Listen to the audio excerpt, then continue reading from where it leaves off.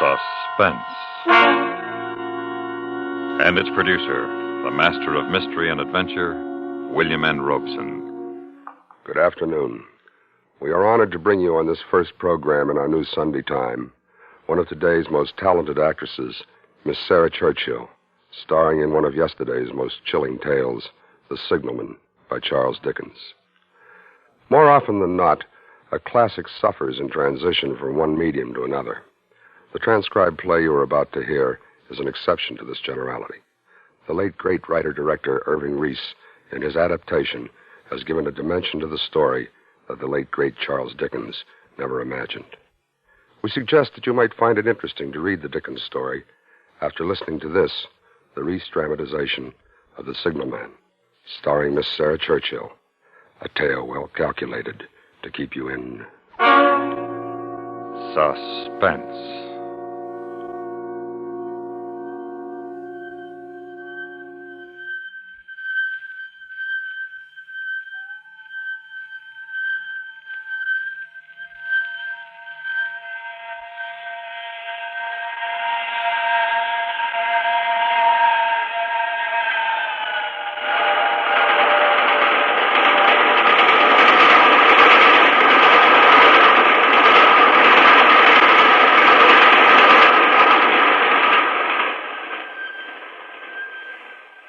It had smashed by, like a wounded monster screaming in pain, and disappeared into the dark tunnel.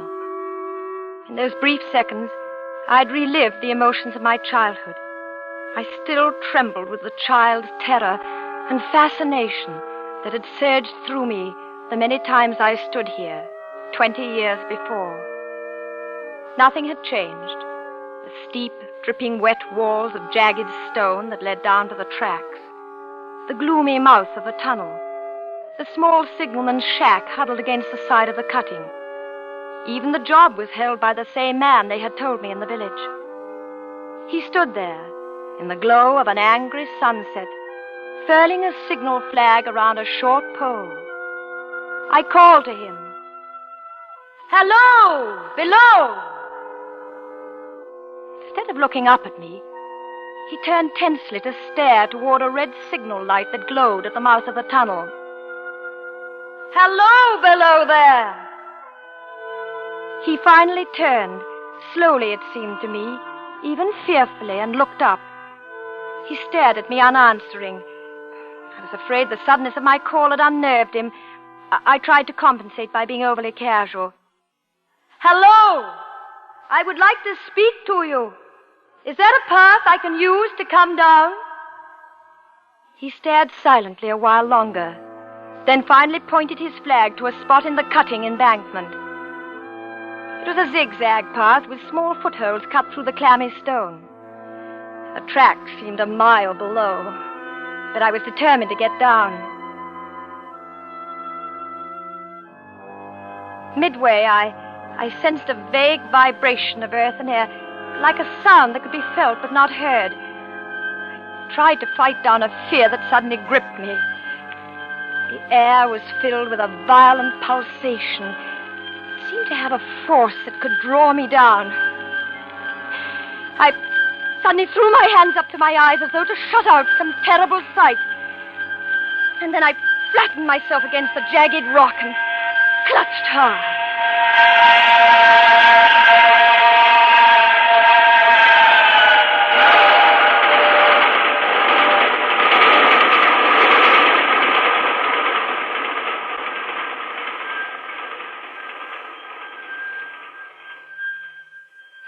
Then I was angry with myself, ashamed of this uncontrolled childish reaction. I could see the signalman still staring at me.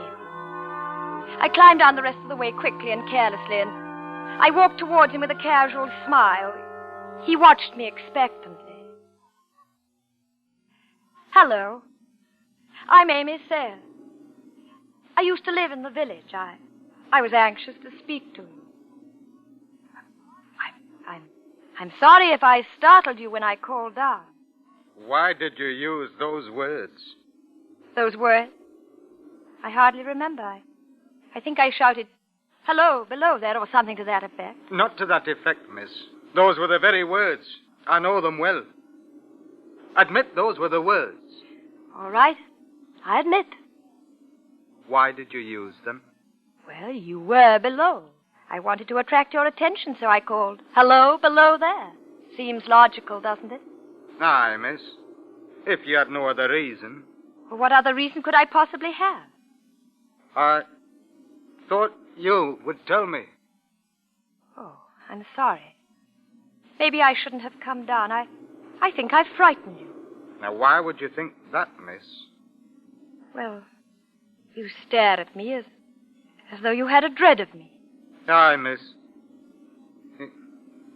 I was doubtful whether I'd seen you before. Well, if you have, it was when I was 8 years old, standing on that bridge over the tunnel up there.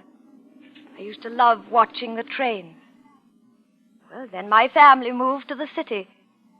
This is my first visit back in 20 years. You don't believe me. I'm not certain. Where could you have seen me? Don't you know? Since I've been away for 20 years, I... Up there! By the red signal light at the mouth of the tunnel. That's why you turned and stared there when I first called. Aye, miss.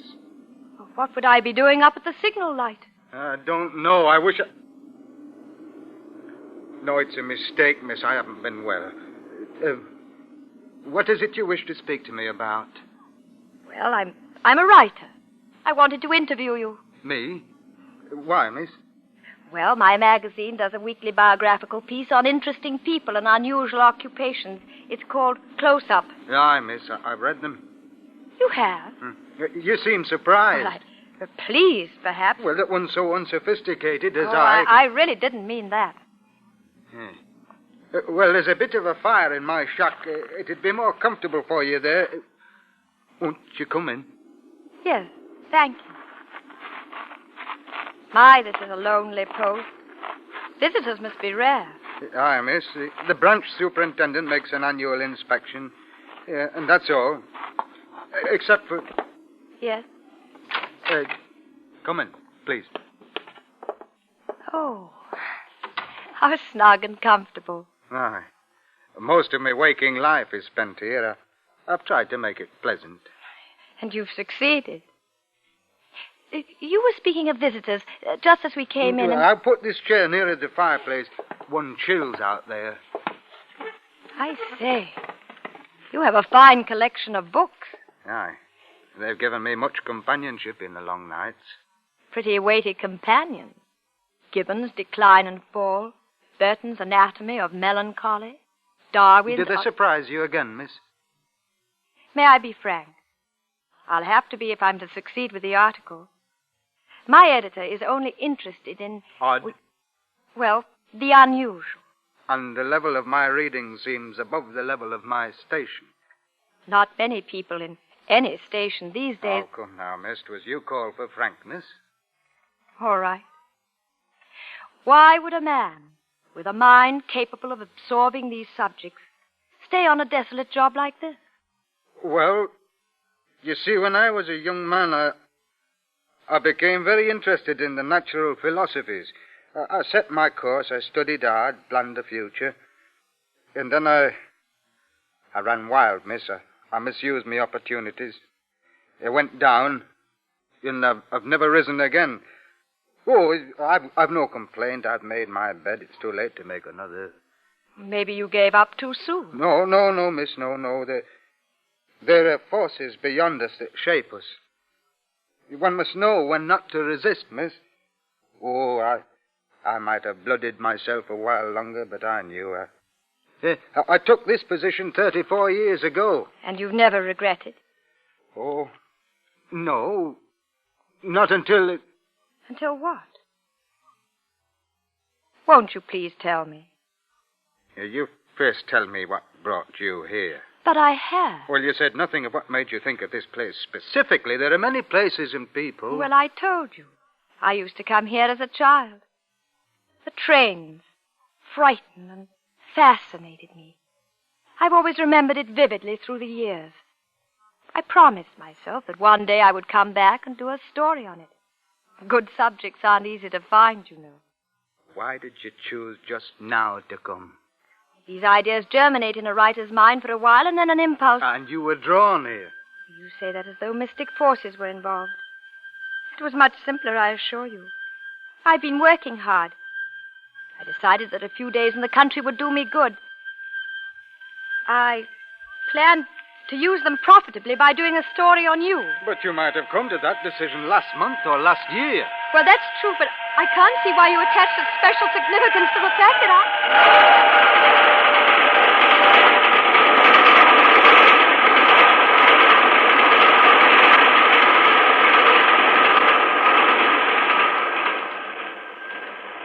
Why? Why did they frighten you so? Wouldn't you think I might outgrow that silly childish fear?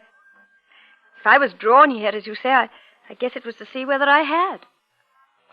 The modern psychiatrist would say it was a desire to relive a childhood experience. Aye, miss. There are many answers. Philosophers have even speculated on the possibility that the future can intrude on the memory as well as the past. But surely you don't believe that. I believe only in the evidence of my 5 senses. May I ask, why did you go to the door? To check the tunnel light. But does it need to be checked so often? You did before we came in. Why are you staring at me so? Was I staring at you? Please, something is preying on your mind. Can't you tell me? The fire needs staring. You're avoiding my question. There's nothing here, miss. Your coming was a mistake. An old man in a railroad tunnel, it would require considerable imagination to make an interesting story of that. What exactly are your duties? Oh, hey. Their responsibilities more than actual work, miss. Exactness and watchfulness are required most. Seeing that the signals operate, turning the switching handle now and then, listening to the telegraph ticker to see if the post is wanted. Not much else. Do the hours weigh heavily through the night? It's very difficult to impart, miss. Very difficult to speak of. Now, if you ever make another trip, I'll try to tell you. Yes, of course. And I will have to make several trips before the story takes shape. When may I come again, tomorrow? Ah, miss, if you wish. Thank you. I will be back tomorrow evening. You won't have any difficulty getting back up. No, it was only that first trip down. Aye. Well, I'll show me white light till you reach the top. Thank you.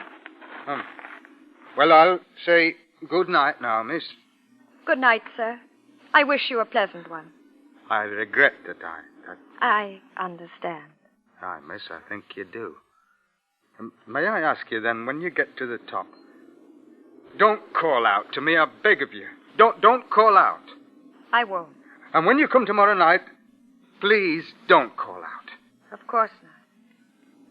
Good night. And may I ask one parting question? Certainly.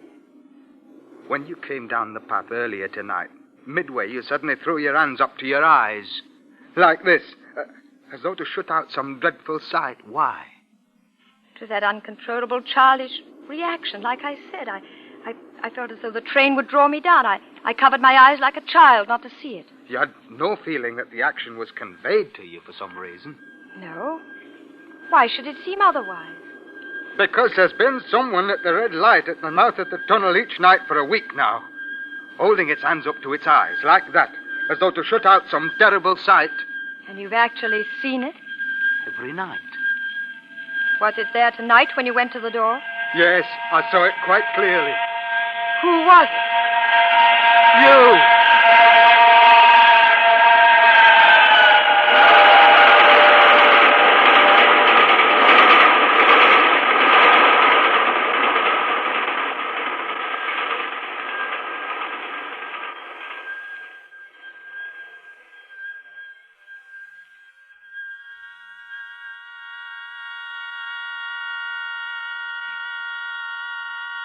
In a moment, we will return to tonight's story of suspense. The Signalman, starring Miss Sarah Churchill. The quiz is as exciting as quiz can be. But what is even more exciting on Strike It Rich is the human interest. For Strike It Rich is the quiz show that gives folks an opportunity to win cash prizes for a worthy cause. And what could be more exciting than that? Get in on the human interest every Monday through Friday when CBS Radio says Strike It Rich on most of these same stations. And now, we continue with The Signalman by Charles Dickens, with Miss Sarah Churchill and Ben Wright. A tale well calculated to keep you in suspense.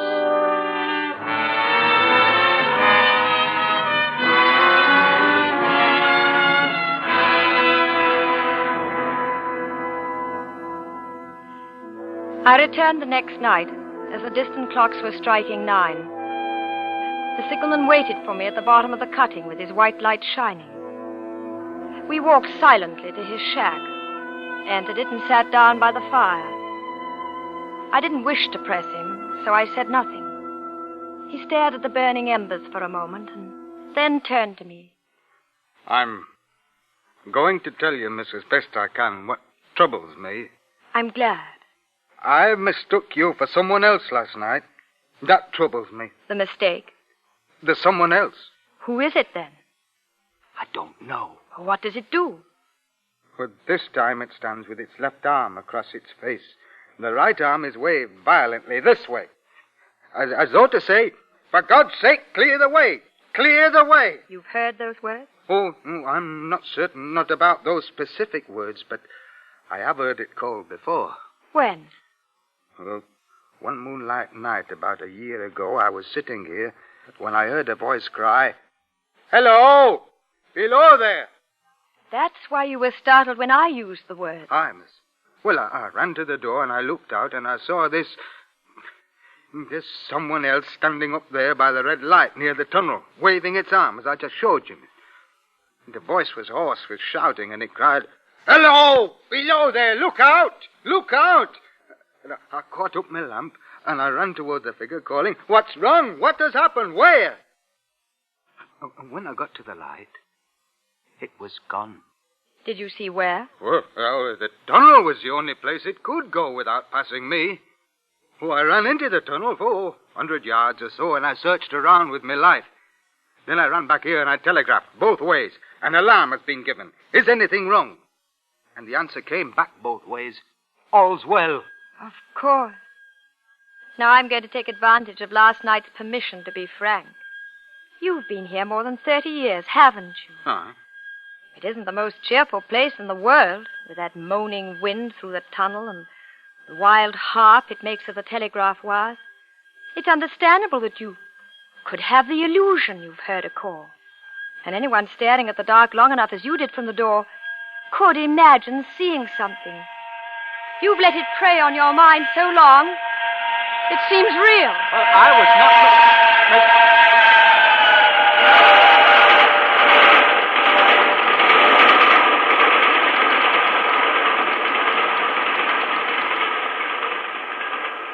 I was not finished, miss. I'm sorry. Within 6 hours after it first appeared, the main line flyer crashed and derailed at the far end of the tunnel. And within 10 hours, the dead and the wounded were being brought through the tunnel over to the spot where the figure stood. A coincidence. A tragic, remarkable coincidence. But don't you see that... There is more, miss. Please forgive me. 6 or 7 months passed, and I'd recovered from the surprise and shock when, one morning, just as daylight was breaking, I looked toward the red light, and I saw it again. Did it cry out? No, it was silent. It didn't wave its arm? No, miss, no. It leaned against the post with both hands covering the eyes like this, as though to blot out some terrible sight.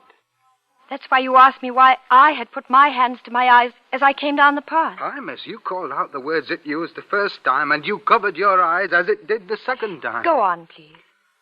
Well, that very day, as a train came out of the tunnel, I noticed a confusion of hands and heads at one of the coach platforms, and something waved. I saw it in time to flag down the engineer. He applied his brakes, but the train drifted past here, about 100 yards. As I ran up to it, I heard terrible screams and cries. A beautiful young woman had fallen between the cars, and she was brought in here. She died on this very spot between us. How horrible. But I still don't see... One final word, miss, and you'll judge how my mind is troubled. It came back a week ago. And ever since, it's been there. At the light? Aye. It covers its eyes, it waves its arm, it shouts, "For God's sake, clear the way, clear the way!" I've no rest or peace for it. It calls to me many minutes together in an agonized manner. "Below there, look out, look out!" It stands waving at me. It sounds the telegraph ticker. Did it sound the ticker last night while I was here? Twice. I assure you it was your imagination. The ticker did not sound last night. No, I've never made a mistake as to that, miss. I don't wonder that you failed to hear it, but I heard it. Do you hear it now? Aye. What is it saying? It isn't clear. It only warns. It doesn't say against what. If I only knew what it meant. What is the danger? Where is the danger? There is danger overhanging somewhere on the line. Some terrible calamity will happen. Please, you mustn't let yourself go. But if I telegraph danger on either side of me or on both, I can give them no reason for it. I'd get into trouble and do no good. They'd think I was mad. And this is the way it would work, miss. Message, danger, take care. Answer, what danger? Where? Message, don't know, but for God's sake, take care. They'd displace me. What else could they do, miss? For your sanity's sake, and for the sake of the lives that are dependent on you, you must listen to me. When it first stood under the danger light, why didn't it tell me where the accident was to happen if it must happen? Why didn't it tell me how it could be averted if it could have been averted? And when on its second coming it hid its face, why didn't it tell me instead she's going to die? Let them keep her at home. If it came on those two occasions only to show me that its warnings were true and so prepare me for the third, why not warn me plainly now? And I, Lord help me, a mere signalman on this solitary station, why not go to somebody with credit to be believed and power to act? Why? Why? I can help you, but you must face realistically what I have to say. Will you try? I'll try, miss. These accidents have shaken you deeply. You feel guilt about them, even though there was nothing you could do. You've let it prey on your mind, until you imagine someone tried to warn you. I saw and heard that someone. Even the senses can deceive when the mind is under stress.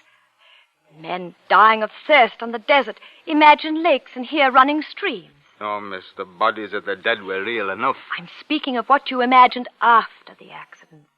If you let me, I'll prove to you, step by step, that the specter existed only in your fantasies. Well, how can you prove that in the face of what I've just told you? By appealing to the intelligent, reasoning portion of your mind. Listen. You were positive when you first saw me that I was the specter that you saw at the light, weren't you? You used the same words. Well, now listen carefully. I appeal to the intelligent, well-read, reasonable man. 3 words. Hello below there.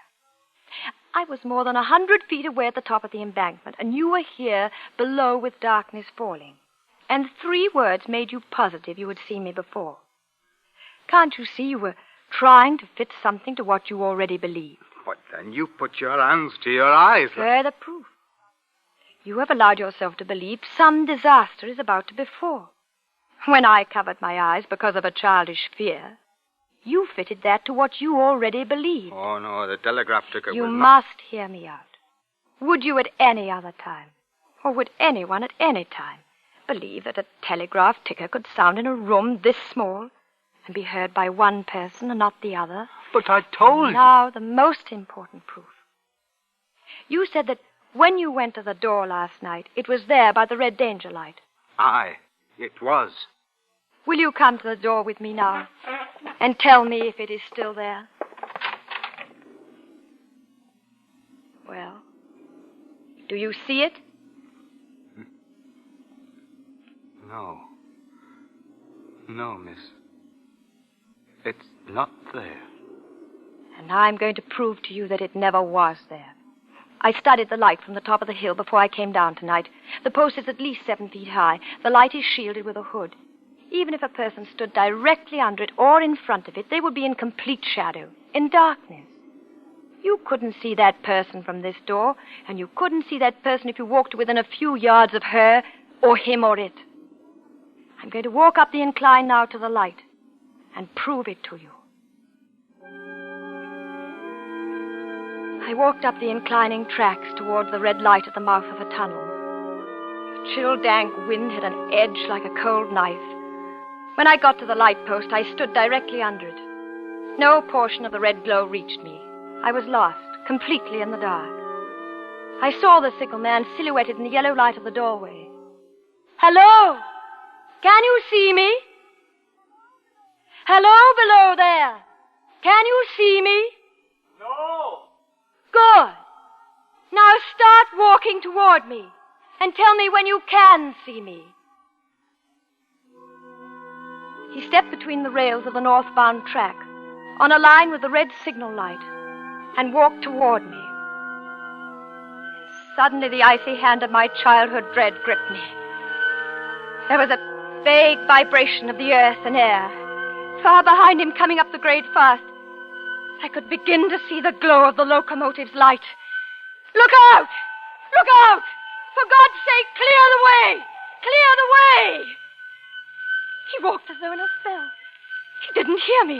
Oh, he wouldn't hear me. I was rooted to the gravel. I threw my left arm up to my eyes and waved my right arm frantically. Below there! Look out! Look out! Clear the way! For God's sake! Clear the way!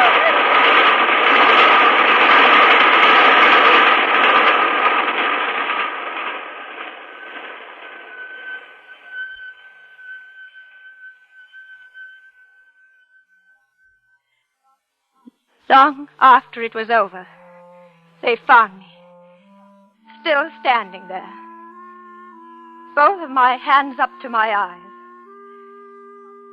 to shut out the terrible sight.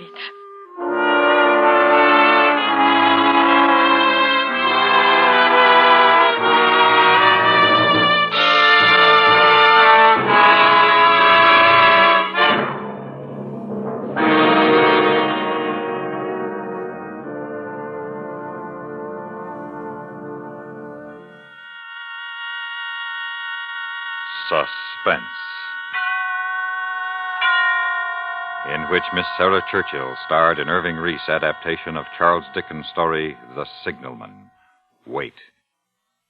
Wait a moment for a final and important word from Miss Churchill. Listen. Listen again next Sunday afternoon when radio's outstanding theater of thrills brings you Vincent Price in Three Skeleton Key, a tale well calculated to keep you in suspense. Suspense is produced, directed, and taped in Hollywood by William N. Robeson. Mr. Ben Wright supported Miss Churchill as the signalman. The orchestra was conducted by Wilbur Hatch. Sound effects by Ray Kemper and Gus Bays, with Doc Bennett at the microphone controls. And here once more is today's star of suspense, Miss Churchill. Thank you. It has been a pleasure to be a guest of Suspense, as it is always a pleasure for me to be a guest in your country. I do hope you will permit me a word to you, my hosts. One of the greatest privileges we English-speaking peoples enjoy is the franchise. From that distant day when the barons wrested the Magna Carta from King John at Runnymede to the day after tomorrow, we have cherished and fought for and even died for the right to vote. So please exercise your vote on Tuesday. Vote as you think, but vote. Stay tuned for 5 minutes of CBS News, to be followed over most of these same stations by Indictment.